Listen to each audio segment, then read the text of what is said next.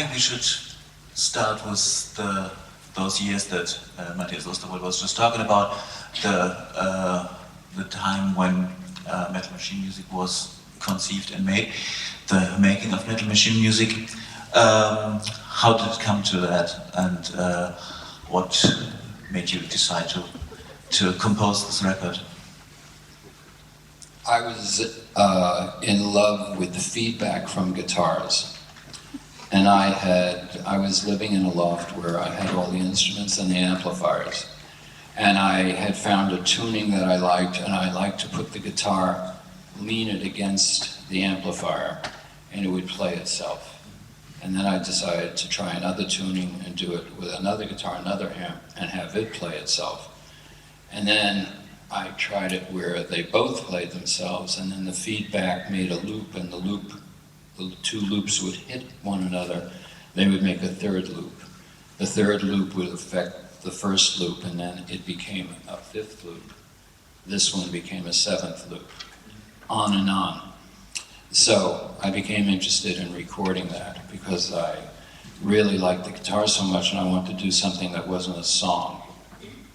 And after you discovered all these kind of effects and this kind of additive density of amplified guitars, how did you end up with a form for that? And if you listen to this double album Metal Machine Music, there are 4 sides. They're all 16 minutes and 1 second each long. The last one has a locked groove. There are certain reappearing features and elements, and obviously, although many people didn't realize this when it first came out, but there's a lot of form in this composition. How did you end up with that? How did you get to that form? What made you decide how this whole thing should be shaped after you discovered the way of these kind of sound effects? Well, I'm a songwriter, so I would follow these sounds. Mm-hmm. If you follow these sounds long enough, you see a pattern. Mm-hmm. And I would try to, once I saw the pattern, when there were things that I liked, if I could duplicate it, I would. Mm-hmm. It was finding out how to duplicate it. But basically, there was nothing done before that sounded somehow like this. There was absolutely nothing you could orient yourself upon. There were no traditions of that kind of music, so you basically had to invent the form, right? I never thought of it that way because it was very obvious to me, because I like that kind of a sound and rock and roll background and writing songs, so it would seem very natural to me what I was hearing from it. It was very, I don't know if I could do it today, but it certainly seemed obvious then, because the loop that it made, it's not like the kind of loop you could do today with a digital machine, by the way. If you try to, there are lots of machines that do sampling and loops, but it wouldn't be like this. This is analog. So, it changes as we change it. With your digital loop, it's not changing, it's the same over and over and over and over. This was different because it was always changing, especially when it would hit. I mean, it's physical music. So when the sound wave hit another sound wave, it makes something happen, and the loop starts changing. And there's the beginning of a pattern. When you recorded it, were you like recording it in several sessions, or was it more like a process of a few days, or how much post-production was involved in it? How much did you? Well, there was no post-production. It was done in the loft. Mm-hmm. I mean, the post-production was turn the amplifier on. But there are cuts in it, aren't there? Oh yeah, well, I was joking. Yeah, but I was doing it with a real tape recorder, real tape, and that's also part of the process. You would, for what I was doing, it would be a problem to do that to a digital format because I was dealing with speed changes, and you can't really do that in digital. When you're mixing. I mean, it's mixed. There are things added to it and matched to it. It's in parts. And Probably over a couple of days. And the term composition that you were using, was it for a specific reason? Because was there something preconceived that you later realized, or was it what was the reason that you called it a composition in the title? The record company was very, and me too, worried that people who like Walk on the Wild Side would see this and buy it, and it was the opposite. Not really, to me it's not the opposite, but they probably wanted songs and a voice, and we wanted to let them know that this was all electronic music.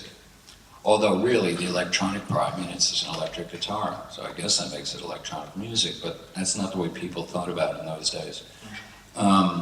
So the idea of saying it was a electronic and musical composition was to try to tell people there were no vocals, that there's no songs.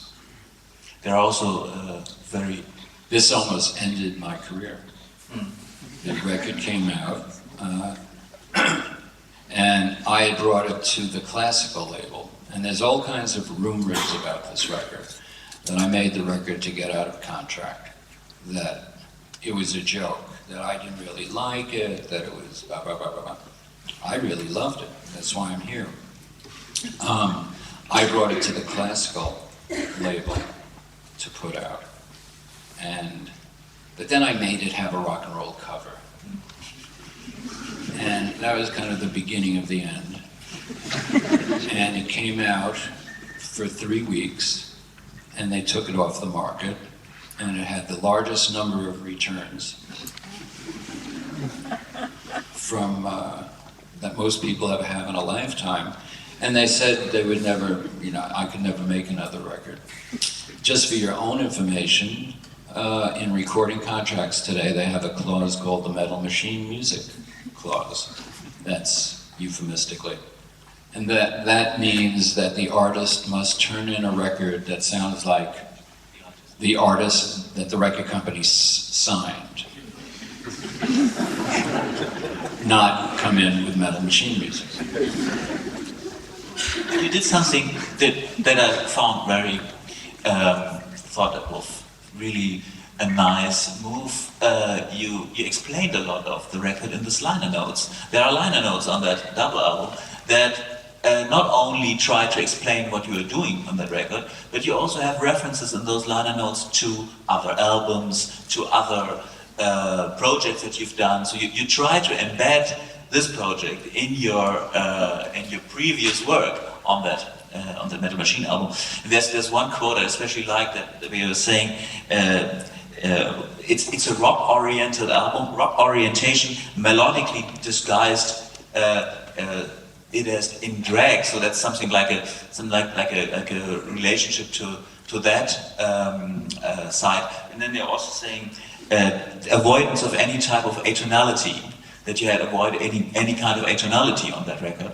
And Okay. I'm older now, I can't remember 3 questions. So I'll just deal with the first 2. What I meant about being in drag is that there are melodies all over the place in Metal Machine music, but you might not catch them at first. But it wasn't meant to just be a cacophony of noise. That wasn't it. It wasn't to be atonal and put you off. It was what I like about rock, freed from a song. I wanted to have a longer piece and not have to worry about it being a song. And just enjoy the guitars. I'm a guitarist. Of course I would like that. And there are melodies in there.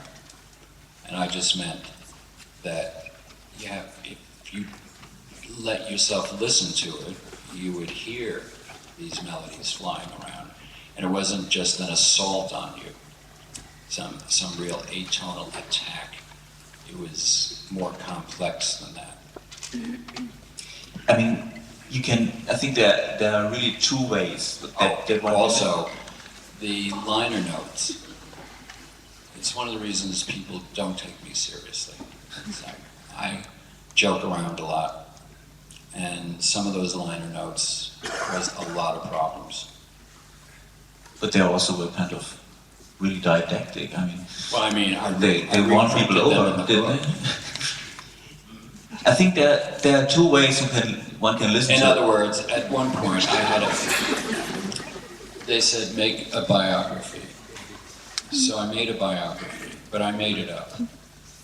And for years afterwards, when I forgot what I said, they would say, well, where'd you go to school? And I couldn't remember what I had said. And I'd say, I went here, and they said, no, it says here you went there. I says, oh, well, okay. Then I went there.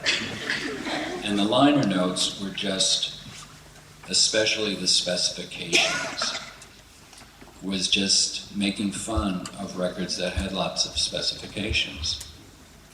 They're not serious.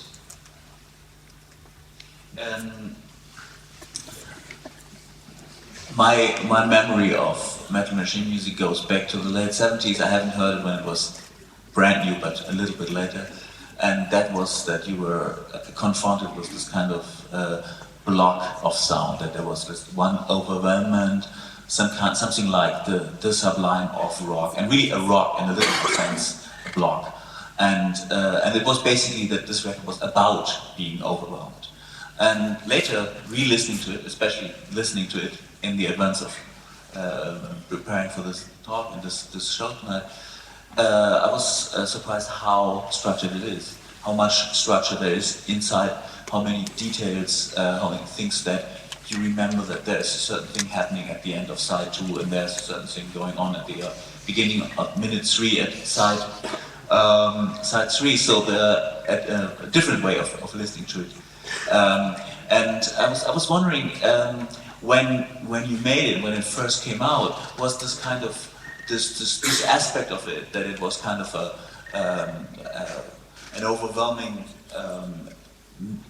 even aggressive act towards the people or towards the audience, more dominant, and this other way of listening to it, was it also present at the time, and also for you maybe, or is it also is this only a later phenomenon? What's there is there. It's how you listen to it.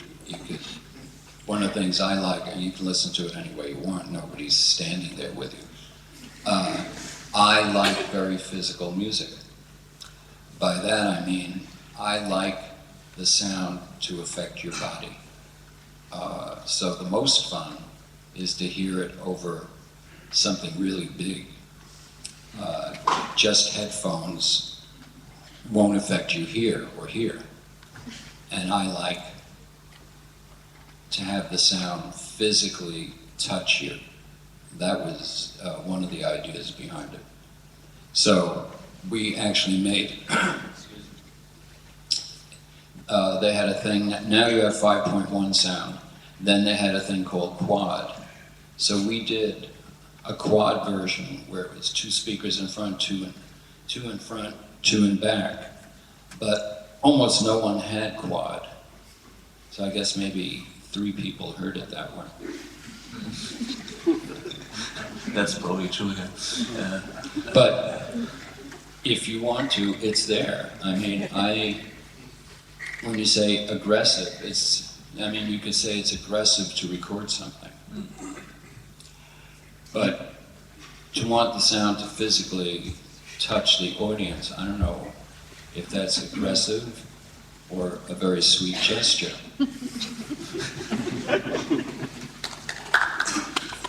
You were saying that by doing that record, you also were doing what you loved about rock music, and but then on the other hand, you've always been an author of songs who've been very much also in a tradition of songwriting and crafted songs, and this is like this album can be seen maybe as rock music minus all the traditional formats and also tradition of songwriting, including words and including a certain well-known way of listening. Well, It's playing with the key and the tempo right from the start, which is something. I mean, even with songs when I'm playing with my band, I like to not have the beat exact. I like to get faster and slow down a little bit, not have this constant exact rhythm. And certainly with Metal Machine, it sets that up at the beginning, but like I said, when the loops, because they're analog, start hitting one another like that, everything starts shifting. And the trick was to be able to shift with it. It's like riding a motorcycle.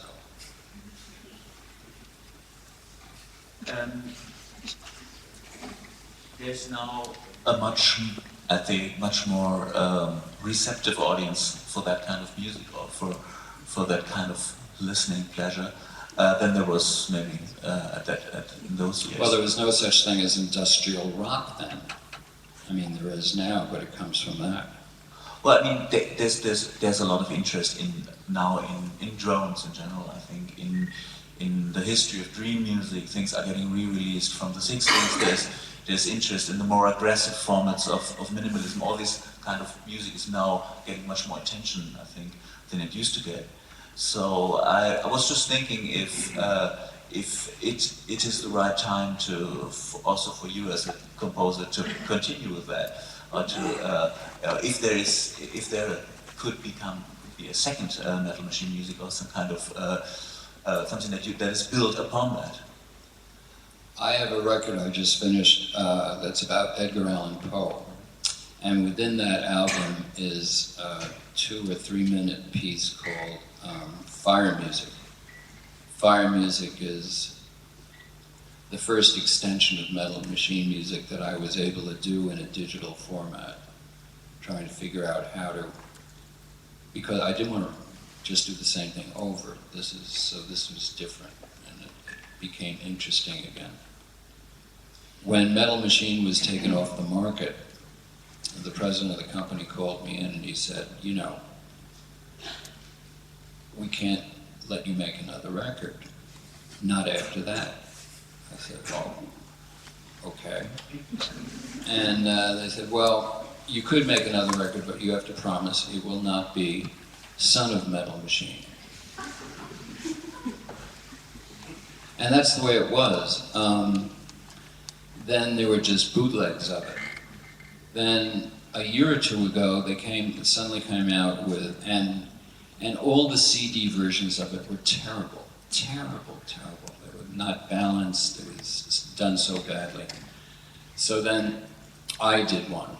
I went in with Bob Ludwig and we did a contemporary mastered version of it that could sound as good as vinyl. And lo and behold, and I just did it for me because we had a show in Germany, I think in Stuttgart, in an art gallery. And they wanted to play Metal Machine music, and I said, well, you should have a copy that sounds right. So we made a special copy. Then a record company got in touch and they said they want to do the 25th anniversary of Metal Machine. It's one of the most amazing things I ever heard. Was that the same record company? Was that RCA again? A subsidiary of RCA is now BMG. Okay. Everything in Germany. So we gave them the version that was for the Stuttgart Art Gallery, and that's the one that came out. It has a 3D cover on it. What was funny to me is around 1974, around there, I made an album called Berlin. Very, very difficult album for people, and 15, 20 years later, they re-released Berlin. It's a classic. I'm just trying to tell you something. So suddenly, 25 years, here's Metal Machine music. Well, I was almost finished for doing that. So that's the way that goes. But I always really loved it. That's why we made this other copy. And then, out of nowhere, someone said, oh, let's put that out. So that's the only one to get that will sound right. That can sound like vinyl. Tonight we're going to listen to a version of Metal Machine music by an ensemble that is based on a score that is based on listening to Metal Machine music. And what do you think happens to it, or you probably know what happens to it in this version, and what does this version, that someone's going to playing it with instruments, what does that mean to you? Well, I very much like to hear things live. This hall has very good sound, and we brought our mixer here and our microphones to make sure what you hear here is what you're supposed to hear. Because if someone's playing a cello and gets beautiful tone, but out there you don't hear that, what's the point? Then you're better with the record, where hopefully someone cared. So, but here, we've been here for days now, and believe me, if you'd like, this is very, very accurate. The transcription is very, very accurate, and I think it's fantastic. I mean, it's because it's played by real people, and all the energy of real people live with great sound. That, to me, is the best. This isn't headphones. This is live. And they could fuck up.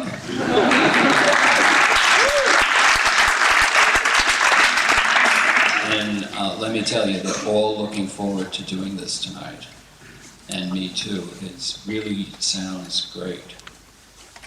There's something else they're going to do also. The 13 pieces Poe. You've already been talking about it. Can you say a little bit about this project, the poetry project, which was based on a collaboration with Robert Wilson? So, can you say a little bit about the history of that, what it is, and what the record will be like that we can expect from that? I recorded 2 versions of poetry. One is the entire play with all the music and dialogue and the songs, and the other version is the songs. It's about Edgar Allan Poe, who wrote a very famous poem called The Raven. Most people have heard of that. You asked, have I done other things along like Metal Machine? Well, yeah. You just don't know about it because we didn't record it. Why didn't you record it? Yes. The poetry record contained a lot of music that was not sung. Instrumental music again, either in back of dialogue or tying a scene together, but there was also a lot of music that was not in the play, that didn't make it to the play. What's being played tonight are things that were in the play and things that weren't in the play, and it's called 13 Meditations on Poe. And before that, there was a thing called Time Rocker, also performed in the Talea Theater, Hamburg. And that also had music in back of dialogue and holding things together. And what will be on that new album that's going to be on it? Like I said, the poetry album I made comes 2 ways, and it won't be out for a while, by the way. One is the songs, period. Then there's the other one that's the entire play from beginning to end. Okay. That's 2 hours. Watch out. Okay, so then, thank you very much for the conversation. Very happy you all showed up, and you will hear us trying to do our very best.